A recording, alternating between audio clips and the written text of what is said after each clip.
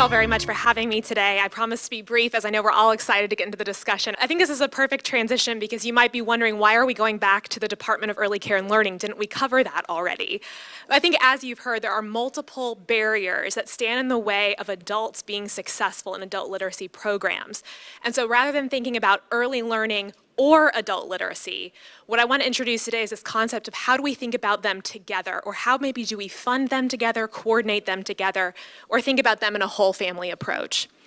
So I'm going to go back a little bit in time and tell you a little bit about the Department of Early Care and Learning, because that is something you should know about Georgia and that we are unique. The Department of Early Care and Learning, we are one of only 3 states in the country that has a standalone state agency that consolidates all the birth to 5 early childhood functions. What that means is we receive funding from a variety of different funding sources. You might be most familiar with Georgia's pre-K program, which is lottery funded, which provides universal pre-K for 4-year-olds in Georgia. But if you look at this great little pie chart, state lottery funds is actually less than half of what we do at the Department of Early Care and Learning.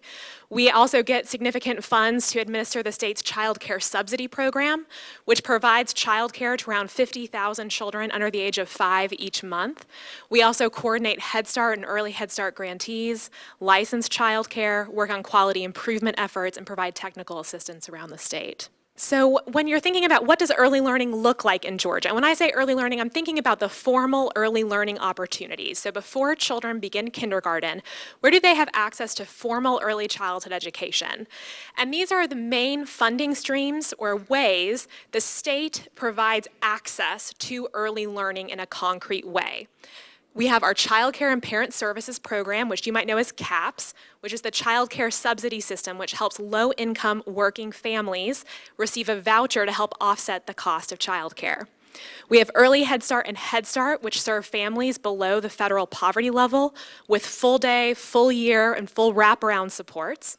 We, of course, have preschool special education, which is administered by the K-12 school system, but delivered in child care and in K-12 school settings. Georgia's pre-K, which is, of course, our most well-known program, Rising Pre-K and Rising Kindergarten program. So the first piece takeaway is that the early learning landscape is complex. We have a variety of funding streams, we have a variety of program operations, and it can be a little bit confusing to figure out how do we know which children truly have access in Georgia. So one of the resources I wanted to point out to the Commission and as well as to the audience is the recently launched cross-agency child data system in Georgia. You can go to gacactus.com. We are in soft launch of this website, but it includes county by county level reporting about how many children are receiving access to each of those programs at each age level in every county in Georgia. You can also look and see who are receiving other early intervention services. I know you heard in Ariane's presentation the critical connections between health and early learning in those formative years. So this provides a great snapshot if you wanted to look by county or about the state as a whole, which children 0 to 4 in Georgia truly have access to formal early learning opportunities. So, and we all know about early learning, and I won't dig into this part here because, again, you've already drunk the Kool-Aid on this. You already know that infants are forming 1 million new neural connections every second, that the brain is never more plastic or more open to learning as it is in those early years. You've also heard all about how if you can make those changes early on, we have this great window of opportunity in the first 4 years of life, and that every dollar you invest saves 7 on return.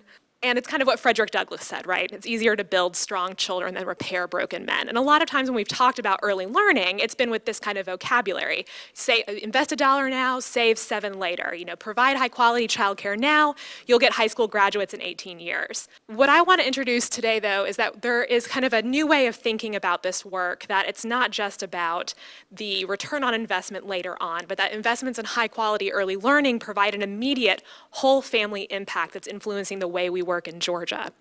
So you can see here some of the national research that exists about the impacts of high quality childcare, which is early learning, on businesses' bottom lines, about the ways that employees can show up for work. How many people have had a childcare issue that's meant they had to stay home from work that day? This crosses all economic sectors. It's something that we're all familiar with.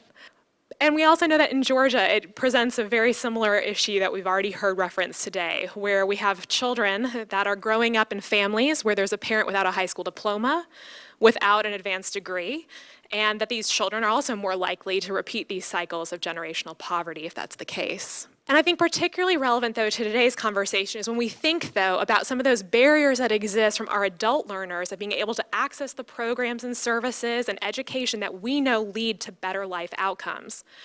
One of the wonderful things about our technical college system in Georgia is that they have every student complete a FAFSA when they enroll, which is fantastic because it gives us great data. This is real data from the 2015-2016 school year. And what it showed us in that school year across Georgia, 27% of all students currently enrolled were mothers with children under the age of 18. And 18% of all students already enrolled were single parents. Do you think childcare is going to be an issue for them in completing a credential? And I'm sure, as you've already talked about, we know that 60% of all jobs in Georgia are going to require some form of post-secondary college credential by 2025. Childcare becomes a significant barrier if it's not addressed in a systemic way. And so again, it's not early learning or higher ed or post-secondary or WIOA. It's about how do we make sure we have early learning available for those adults we're trying to move through the system. So we decided to think differently. And with the permission and guidance of the governor's office and Governor Nathan Deal, Georgia applied for an initiative called the Parents and Children Thriving Together State Policy Network. What it advanced was this idea of a two-generation systems change, because as you saw with that data, what we're doing right now isn't working. Parents are living in poverty, children are living in poverty, and none of us are working together to figure this out. We can have all the centralized intake forms we like for adults and for children, but until we think about how those services are co-located or designed in a way that measures the success of both the children and adults together, we're never going to be as successful at moving families through the pipeline. And of course, we know we can have all the great early learning we want. The success of that parent is the most important factor in a child's success. So what is two-gen thinking? And it's really hard because it's not a thing. It's not a program we're implementing. It's a lens or a way of approaching your work. And it's kind of the recommendation, I think, that I would like to bring to you all, which a lot of times on this continuum at the bottom, the way government services operate tend to be on one end or the other. We're child-focused or we're parent-focused, and then maybe we add elements. So we're at the Department of Early Care and Learning, where an example might be in a pre-K classroom, we would do a parenting class at night, right? And say that's family engagement. And that's good, and that's needed, and that's a positive step. But really, we're still just a child-focused program with parent elements added. And oftentimes on the flip side, we see adult-serving programs that add a book giveaway for the kids, right? Good, yes, we want more books for children. Absolutely, that's still a great thing. But is that really moving us towards a whole family approach that thinks about the way the children and adult serving parts of the system are interacting together? That's the goal of this lens. The biggest way to know if you're really doing two-gen work is, do you have a child-focused outcome and an adult-focused outcome? It's not enough just to do services together. It's about what are the population-level outcomes that you're measuring and accounting for. Do you have a child-level outcome? Do you have an adult-level outcome? And so with this funding that we received from the National Governors Association and the Center for Law and Social Policy, we are one of only 5 states selected across the country to begin thinking like this. And in Georgia in particular, we decided rather than trying to do the whole thing, we really wanted to look at how could we better blend early childhood education with workforce preparation training post-secondary. So WIOA, TCSG, USG, Early Care and Learning, Head Start, Early Head Start. Small dollar amount investment, only $90,000, but it's amazing what a little bit of money can do. And so I want to talk you through some of the work that's been happening because I think it might also help inform some of the recommendations for this commission. So the first thing we did was say, we need to learn about each other and we need a governance place for this work to sit. So we developed a core team, which is led by the Education Policy Advisor in the Governor's Office and includes these representatives from these partner agencies. Obviously at DeKalb, we have a strong team at the table, but also Matt Arthur and Jodan Banker at TCSG, the Department of Economic Development's Workforce Division, Department of Labor, University System of Georgia, and our Head Start Collaboration Director. I think this is kind of my first recommendation, which is governance is important. Governance is even better if you can use an existing structure that's already in place. I think we're very lucky in Georgia to have a strong team of state agencies that work very well together. Is there a place for adult literacy to have a seat at the table in one of those existing coordinating bodies? Is there a place where it can fit already? I'm a state agency person, right? So I should have known everything that was presented today, especially those from my TCSG partners. I didn't. Tables like this, governance tables that include representatives from each of the agencies, give that opportunity for cross-learning to happen and help us better use existing resources. So the goal of this was really for state policy change around a delivery system for child care subsidy. So what we're really trying to do is say, how do we make two state systems function better in terms of how they work together? So our goal right now is just at the state agency coordination level. I think you'll see opportunities where we're bringing in business and other community stakeholders in the bigger governance effort. I think sometimes we want to set a really big table, but sometimes you also kind of need to close the door and have a safe space where you can get a little bit messy. And I think having a governance structure that allows you to do both is important. A place where it's closed and you can kind of get dirty with each other and put all the cards out on the table. I think we have examples of that in Georgia, like our Alliance of Education Agency Heads, which has been immensely successful and noted nationally. And then also ones where you have both. I think about our Children's Cabinet, where we have a part of the table that's just for state agency leaders, and a second part that includes community representatives, business, other stakeholders. So I think it's important to create tables that are both inclusive, but also say there's something special about the way state policymakers work, and sometimes you just need to keep it a little bit closed. So the other part that we were using some of this money for is around professional learning. And I think this is really critical as we think about our workforce. There are a lot of, again, state agencies in Georgia that have a family support or a student navigator or a caseworker working with families, working with students, working with parents. How do we make sure that they know about all the other services that are out there? So for example, how do we make sure that the family support navigator in a Head Start program knows about the adult education services that are available right there in their community that the student doesn't have to pay anything for? How do we make sure that kind of cross-training happens? Not necessarily about more resources, though we'd love more resources. It's better about how do we cross-train staff already to make better use of what we have to impact a shared population. So I throw professional learning out there as well as something, and professional learning for the workforce at all levels. Again, sitting in commission meetings like this is hugely beneficial no matter what your title is or where you are. But how do we make sure that all levels of our workforce, where we're trying to impact adults or families, has access to this kind of knowledge? The other thing I would point out is we also said we were going to increase evaluation. This idea of 2-gen is a really hot buzzword right now. So everyone's talking whole family 2-gen, right? It's very, very popular in the fundraising and philanthropic worlds in particular. But what do we actually mean by that? And how do we, again, look at outcomes? And how do we use investments to build a case that's based on research and outcomes that allows us to make this work go forward? So we have two pieces of research that are actually going to be a part of this grant. The first is currently ongoing, which is a landscape analysis of existing 2-gen projects in Georgia that connect early learning and post-secondary workforce. Now, we were actually going to close this survey yesterday, but I said, I'm presenting the Georgia Literacy Commission. Can we leave it open for one more day? Because they might know of some more things that need to go in this landscape analysis.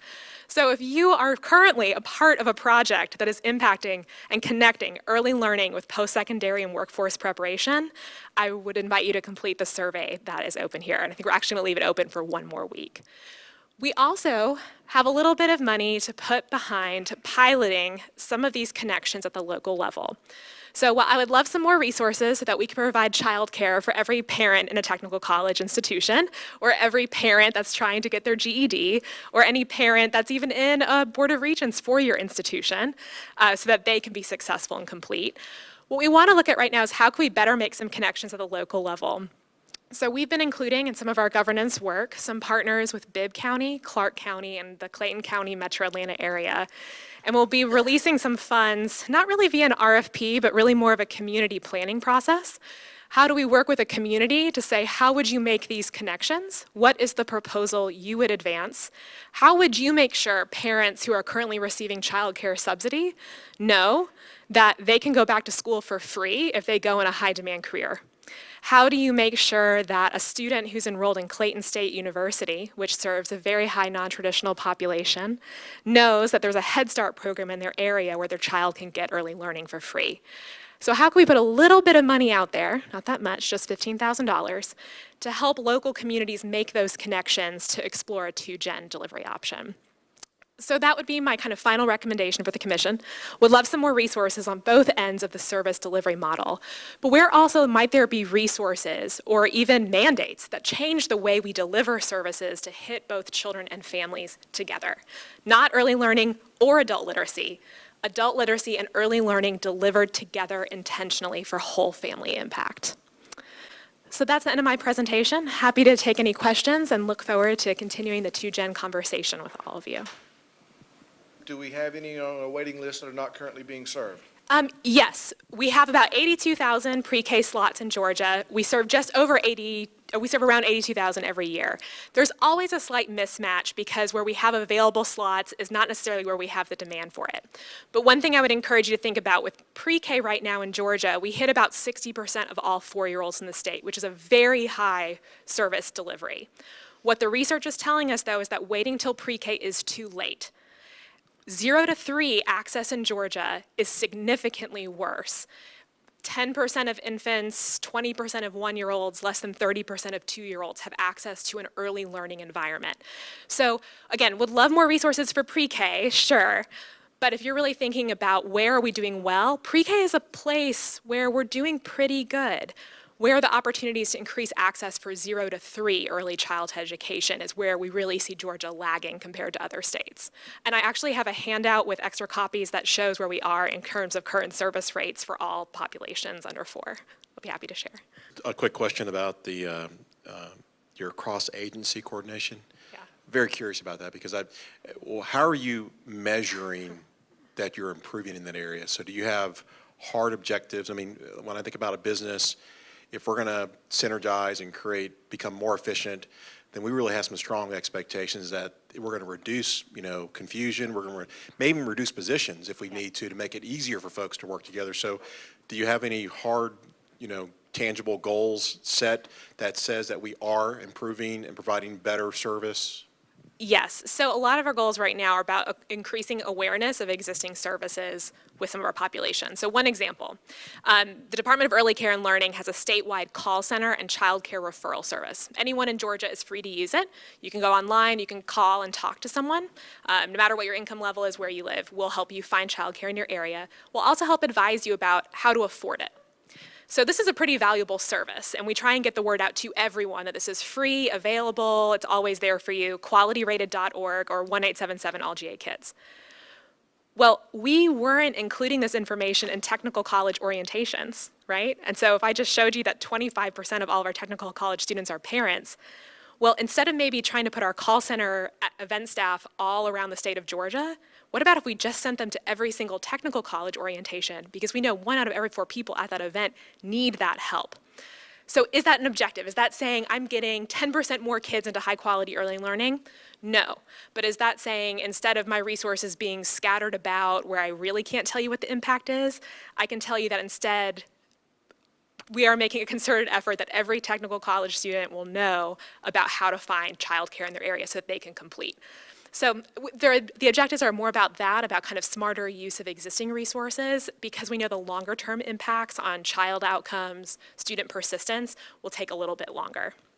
When you got to execution, you kind of went back to, and I don't mean backwards because you're just getting started, but you cited more of the connecting to existing elements. Yep. So kind of 2 questions. One, what do you see as the way to break into that way of actually merging where the outcomes are actually aligned? And then 2, you said we're one of 5 states. Is anybody doing that yet?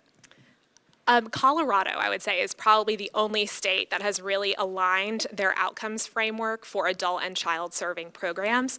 In Colorado, it's been primarily led by their Department of Human Services, which administers things like TANF, SNAP, et cetera, as well as their child care subsidy program. In Colorado, the governor actually created a position in his office that is their 2Gen coordinator. She reports, I believe, to the governor and manages this effort and kind of runs basically their version of our governance structure structure out of the governor's office. They have an outcomes framework and actually a really great policy toolkit that they've developed as a state. And my favorite thing about that is that when you ask them about outcomes, yes, their commissioner can talk very eloquently about it. But I've also heard panels where a county level field staff member is talking about how they make the outcomes happen in Jefferson County. And actually, Jefferson County, Colorado's DHS director is the current awaiting Senate confirmation director of the Administration for Children and Families for Secretary Tom Price. So Colorado has certainly been a national spotlight in terms of how to do 2-gen outcomes in a really strong way where you're beginning to see it. So thank you very much.